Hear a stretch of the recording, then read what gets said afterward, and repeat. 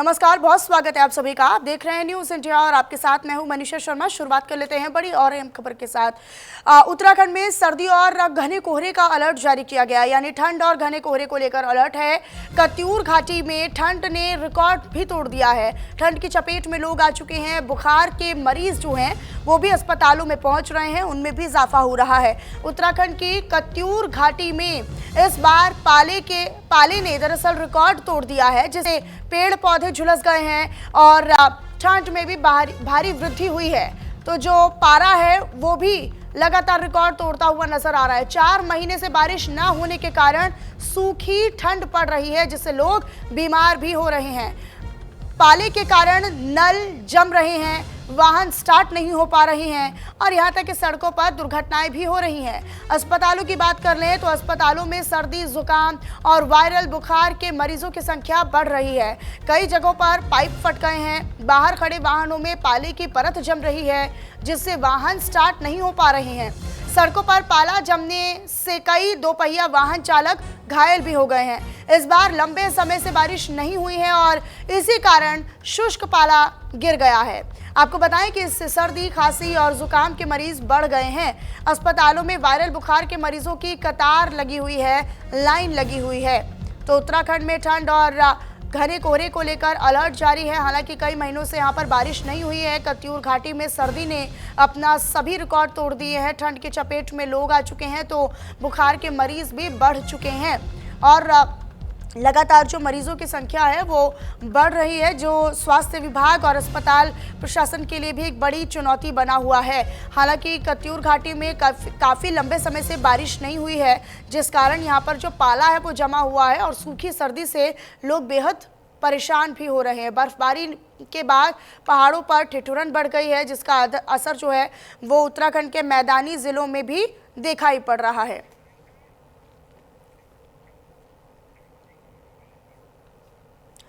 और मौसम की ही बात कर लेते हैं तो देहरादून समेत 6 जिले ऐसे हैं जहां पर कोहरे को लेकर अलर्ट जारी है।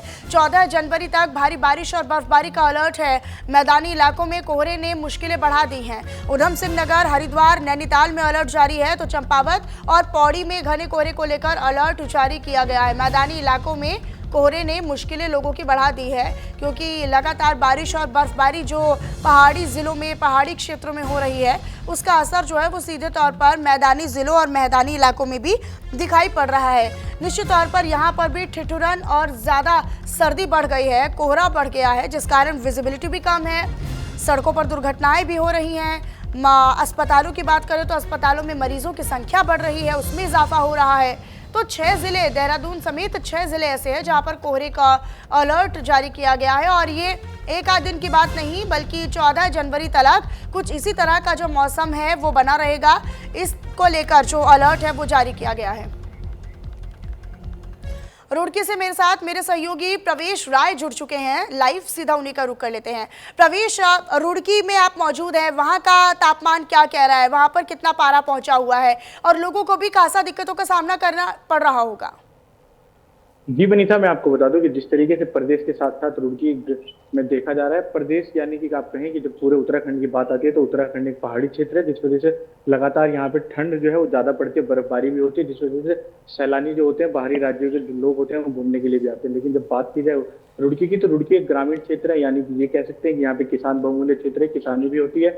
और जिस तरीके से देखा जाता है कि किसानी जब क्षेत्र है, किसान के लोग हैं, तो जो कोहरा आता है, कोहरा यानी कि ये कह सकते हैं कि जब धुंध पड़ती है तो धुंध इस तरीके से पड़ती है और ग्रामीण क्षेत्रों में जिधर की तरफ खेती और खाली इलाका होता है वहां पे धुंध ज्यादा देखने को मिलती है। तो आपको बता दें कि रुड़की में जब सुबह हो रही है या जब देर रात्रि का वक्त होता है तो रुड़की इस कदर छा जाता है कि आप ये समझ सकते हैं कि गाड़ी से चंद कदम की दूरी पर भी नहीं दिख सकता है। जो आदमी पैदल चल रहा है उसको पैदल सामने की तरफ भी नहीं दिखाई पड़ रहा है कि आगे क्या है।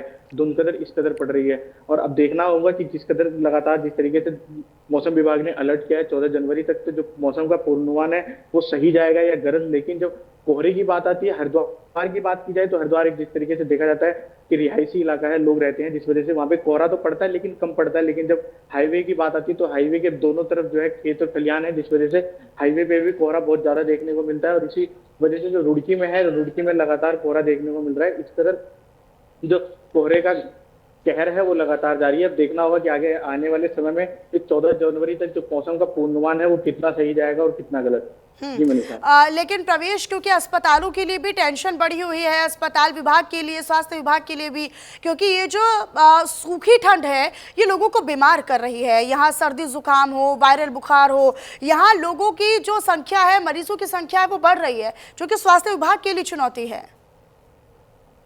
जी मनीषा, जिस तरीके से लगातार देखा जा रहा है कि जब मौसम विभाग की बात की जाए, मौसम विभाग में लगातार चेतावनी भी दी जा रही है कि इस तरीके के अनावश्यक रूप से बाहर न निकले। जिला प्रशासन लगातार जो है लोगों से अपील कर रहा है कि जो बड़े बुजुर्ग और जो छोटे बच्चे हैं उन लोगों का ज्यादा ख्याल रखें, गर्म पानी का सेवन करें।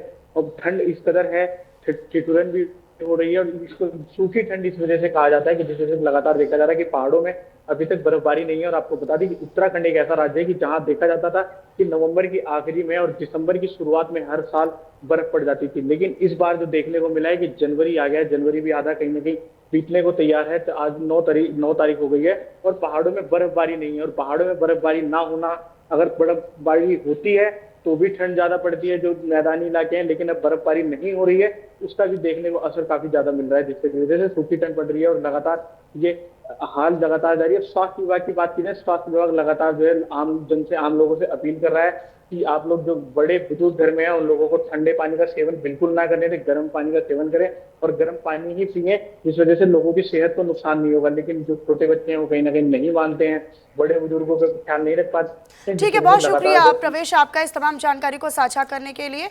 बहुत धन्यवाद, आपने जानकारी साझा की उसके लिए। मुख्यमंत्री पुष्कर सिंह धामी ने गुमखाल पौड़ी सड़क को केंद्र की मंजूरी मिलने पर बयान देते हुए कहा कि गुमखाल से पौड़ी तक प्रस्तावित सड़क परियोजना को भारत सरकार ने स्वीकृति प्रदान कर दी है, जिससे उत्तराखंड के सड़क परिवहन क्षेत्र को बड़ी मजबूती मिलेगी। मुख्यमंत्री पुष्कर सिंह धामी ने यह भी बताया कि केंद्र सरकार से राज्य को सड़क विकास के लिए पर्याप्त धनराशि और कई महत्वपूर्ण योजनाएं भी प्राप्त हुई हैं। हाल ही में हुई इस बैठक में इन परियोजनाओं पर विस्तार से चर्चा की गई। सीएम धामी ने प्रधानमंत्री नरेंद्र मोदी और केंद्रीय सड़क परिवहन मंत्री का आभार व्यक्त किया और आभार व्यक्त करते हुए कहा कि इन फैसलों से, निर्णयों से दूरस्थ क्षेत्रों की कनेक्टिविटी सुधरेगी, आवागमन सुगम, आसान और सरल होगा और स्थानीय विकास को भी तेजी दी जाएगी। उन्होंने इसे उत्तराखंड की जनता के लिए एक बड़ी उपलब्धि बताया।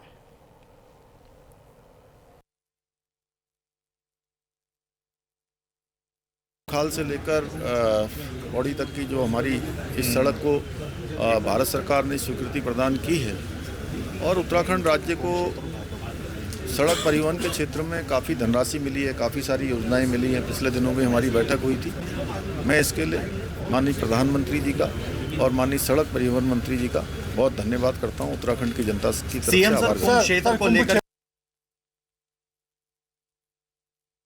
चलिए खबरों में आगे रुक कर लेते हैं। अब आपको बताएं, जहां लोहाघाट के बिसंग क्षेत्र के पूर्व सैनिक प्रताप सिंह मेहरा ने सेना से रिटायरमेंट के बाद अपनी पुरखों की बंजर जमीन यानी बंजर भूमि को मेहनत और लगन से एक बड़े फल बगीचे में तब्दील किया। उनके बगीचे में वर्तमान में 1200 से ज़्यादा सेब, 300 कीवी, 200 कोको और 100 माल्टा के पेड़ हैं। साथ ही साथ सब्जी उत्पादन भी किया जा रहा है। इस काम में उन्हें बेटे का सहयोग भी मिला, उसका सहारा भी मिला। शुरुआत में उद्यान विभाग से समिति सहायता भी मिली, लेकिन अब विभाग की ओर से ना तो सब्सिडी की शेष 3,80,000 रुपए जो बकाया राशि वो भी दी जा रही है और ना ही तकनीकी मदद, दवा या खाद्य उपलब्ध करवाई जा रही है। जंगली जानवरों से सुरक्षा के लिए, उसे बचाव के लिए solar fencing, mulching sheet, anti hail net और बेहतर सड़क सुविधा की जरूरत है। पूर्व सैनिक और उनके सहयोगियों ने प्रशासन से बगीचे की सुरक्षा, तकनीकी सहायता, बकाया भुगतान और सड़क मरम्मत की मांग की है, ताकि क्षेत्र को सेब उत्पादन में पहचान दी जा सके। दिक्कत 11,1266 सेव के हैं और 200 कोको के हैं, 300 कीवी के हैं, 50-60 पेड़ माल्टा के हैं। और दिक्कतें ये आ रही हैं कि पानी की, और कोई विभाग से जो कि सहायता नहीं मिल रही है, कोई भी सहायता नहीं मिल रही है विभाग से। जैसे पानी आने की है, ये सोलर फिनिशिंग की है, ये सब कुछ नहीं मिल रहा है। तो ये तो कहा था, सोलर फिनिशिंग के लिए तो अभी नहीं कहा, बाकी पानी आने के लिए सब विभागों को भी चेक किया गया। कोई बोलते हैं हमारे पास योजना नहीं है, हमारे पास ये नहीं है। और नीचे मल्चिंग शीट भी बहुत ज़्यादा ज़रूरी है। और सोलर फेंसिंग तो जानवरों का तो खतरा आया दिन है, क्योंकि ये जंगल का इलाका है, तो आया दिन इसमें जानवरों का खतरा बना रहता है, तो इसलिए सोलर फेंसिंग बहुत ज़्यादा ज़रूरी है। और रोड की आप देख ही रहे होंगे, रोड की बदहाली है, रोड बहुत बदहाल में चल रही अभी यहाँ पे है, तो रोड का मतलब सौंदर्यीकरण होना चाहिए।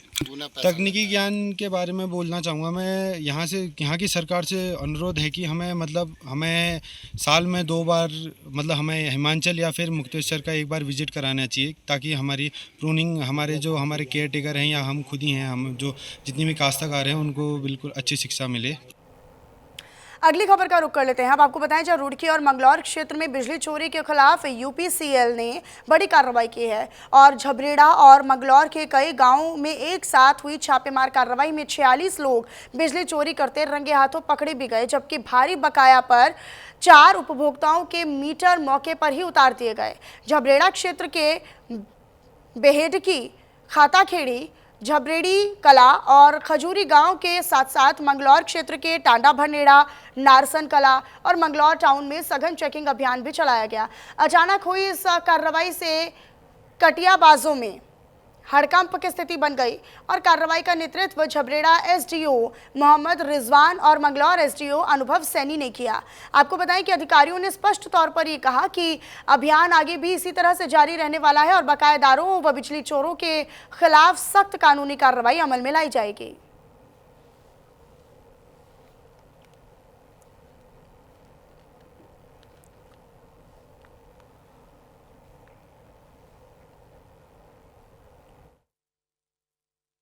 ग्रामीण की टीम है, इसमें एसडीओ झबरेड़ा, एसडीओ लंढोरा और उपखंड मंगलौर से एक संयुक्त टीम बनाई गई है, जो जगह जगह ये चेक कर रही है जिन्होंने बकाये पर जिनके मीटर उतरे हुए हैं वो अवैध रूप से बिजली का उपयोग कर रहे हैं और उनकी आरसी काटने का काम कर रहे हैं हम।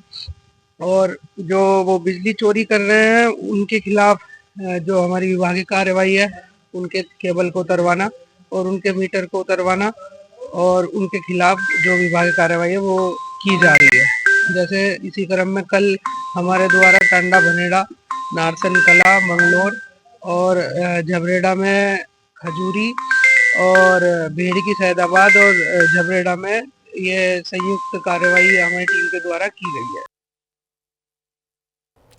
चलिए अगली खबर का रुख करते हुए आपको बताएं, जहां मुनस्यारी की सीमांत न्याय पंचायत लीलम में शिविर का आयोजन किया गया, जिसमें 31 विभागों ने हिस्सा लिया, तो वहीं शिविर में 52 शिकायतें दर्ज की गई। कुछ का मौके पर ही समाधान और निस्तारण किया गया और उप जिलाधिकारी की अध्यक्षता में 200 लाभार्थियों को लाभ भी पहुंचाया गया और वृद्धा पेंशन, किसान पेंशन, स्वास्थ्य कार्ड, राशन कार्ड, छात्रवृत्ति, विकलांग प्रमाण पत्र जारी किए गए। साथ ही साथ सरकारी योजनाओं की भी जानकारी यहाँ पर लोगों को दी गई।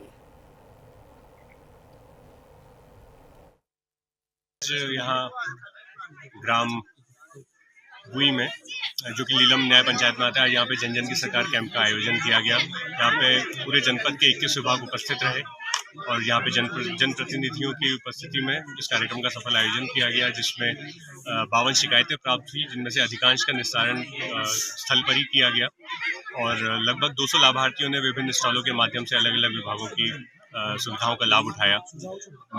मैं इसी के माध्यम से आने वाले जितने कैंप हैं मुनस्यारी ब्लॉक में, मैं सभी जनता से मेरी ये विनती है कि ज़्यादा से ज़्यादा संख्या में आएँ और इस कैंप का लाभ उठाएं। वहीं काशीपुर के कुंडेश्वरी में किसान इंटर कॉलेज के आंगन में जन जन की सरकार कार्यक्रम के तहत एक शिविर का आयोजन हुआ, जिसमें भारी संख्या में स्थानीय लोग भी पहुंचे और लोगों ने अपनी अपनी समस्याएं एसडीएम के सामने रखी। इसी दरमियान कई समस्याओं का मौके पर ही निस्तारण किया गया। बाकी बची शिकायतों के समाधान के लिए संबंधित अधिकारियों को निर्देशित किया गया। तो वहीं सामाजिक कार्यकर्ता होमो विश्वास ने मुख्यमंत्री पुष्कर सिंह धामी और प्रशासन की ओर से इस पहल को क्षेत्र के लिए लिए संजीवनी करार दिया। आपको ये बताते चले कि एसडीएम के नेतृत्व में जिस मुस्तैदी और सक्रियता के साथ शिकायतों का मौके पर समाधान हुआ, उसने ये संदेश दिया कि धामी राज में लापरवाही का कोई गुंजाइश नहीं है। ये संकल्प है एक समृद्ध उत्तराखंड का, जहां सरकार रिमोट कंट्रोल से नहीं बल्कि धरातल पर मौजूद रहकर जनता के सपनों को हकीकत में बदल रही है। जन जन की सरकार जन जन के द्वार के तहत ये कुंडेश्वरी न्याय पंचायत स्तर पे किसान इंटर कॉलेज में आज कार्यक्रम रखा गया है। इस कार्यक्रम में विभिन्न विभागों के स्टॉल लगे हुए हैं। इसके अलावा जो ये कार्यक्रम है न्याय पंचायत स्तर पे हो रहा है। जो हमारा मेन उद्देश्य है कि न्याय पंचायत स्तर पे जो भी गवर्नमेंट की योजनाएं हैं उससे कोई लाभार्थी छूटे ना, या ऐसी कोई समस्या है जो लंबे समय से चली आ रही है उनका निस्तारण करना। इसके अलावा अगर कोई ऐसा व्यक्ति रह गया जिसके कोई प्रमाण पत्र नहीं बने हैं, जैसे कोई दिव्यांग है, ऐसे बहुत सारे लोग आ रहे हैं जिनका प्रमाण पत्र नहीं बना है। हम लोग यहाँ पे आज उनके दिव्यांग प्रमाण पत्र, जिनको जाति चाहिए, अगर वो पात्र हैं तो उनके जाति प्रमाण पत्र या स्थायी प्रमाण पत्र, ये सारे प्रमाण पत्र भी आज जारी किए जा रहे हैं। यहाँ पे मतलब काफी सुविधाएं उपलब्ध हो रही हैं, जैसे बाल विकास खंड, कार्यालय और कृषि से संबंधित बहुत सारी, जैसे भी किसी भी टाइप की कोई भी समस्या है वो यहाँ पे वो सॉल्व की जा रही है। और मतलब हमें बहुत अच्छा लगा, मुख्यमंत्री द्वारा हमें इतनी सारी योजनाएं का लाभ मिला है। हम जिस योजना के लिए आए थे हमें उसका बहुत बहुत लाभ मिला और मैं धामी सरकार का शुक्रिया अदा करना चाहती हूँ। कैंप को पुष्कर सिंह धामी द्वारा लगाए गए इस कैंप से हमें बहुत ज्यादा लाभ हुआ है। मैं उनका बहुत ज्यादा धन्यवाद करना चाहती हूँ।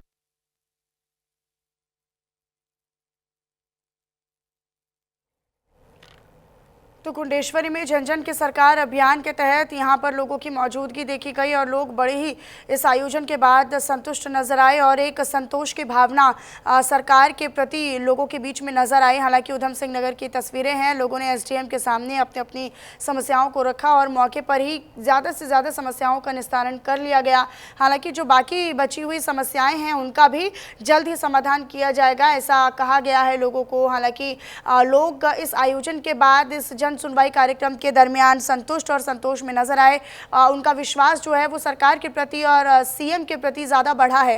हालांकि इस तरह के आयोजन से यही सिद्ध होता है और ये मकसद सरकार का है कि सरकार के प्रति और सरकार की कार्यशैली के प्रति जो लोगों के अंदर विश्वास की भावना है उसको बनाए रखना या उसको बढ़ाना इन आयोजनों का मकसद होता है और कहीं ना कहीं उसमें वो कामयाब भी नजर आते हैं। कई शिकायतों का मौके पर समाधान हो जाना और लोगों को दफ्तरों के चक्कर ना काटना, ये दर्शाता है कि तकनीक के माध्यम से और समझदारी के माध्यम से लोगों को जो है वो उनकी समस्याओं का समाधान किया गया है।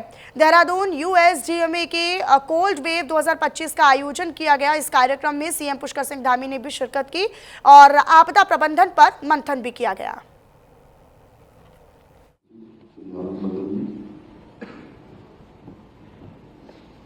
विभागाध्यक्ष और राष्ट्रीय आपदा प्रबंधन प्राधिकरण के सदस्य श्री राजेंद्र सिंह जी, इनका हमको बहुत सहयोग, अनेक जो आपदा के काम होते हैं, आपदा की चीजें भारत सरकार में जिसकी पैरवी करनी होती है, उन सभी में हमारे पैरोकार भी हैं। आपदा प्रबंधन सलाहकार समिति के उपाध्यक्ष आदरणीय विनय रोहिला जी, सचिव आपदा प्रबंधन श्री सुमन जी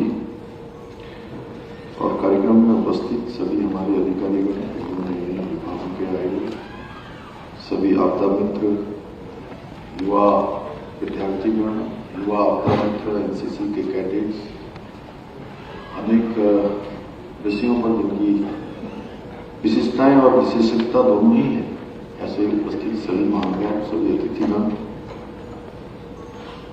बचाव कार्य करने वाले अधिकारीगण, कर्मचारीगण, मैं इस कार्यक्रम में उपस्थित सभी हमारे एनडीआरएफ, एसडीआरएफ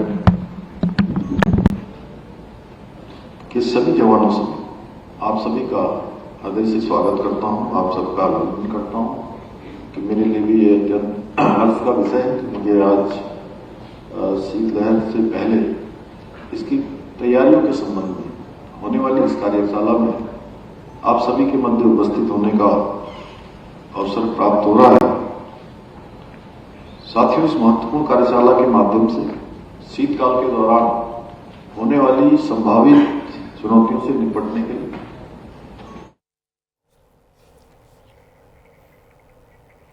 और चलिए फिलहाल इन्हीं तमाम बड़ी और अहम खबरों के साथ इस बुलेटिन में इतना ही। आप बने रहेगा न्यूज़ इंडिया के साथ। नमस्कार।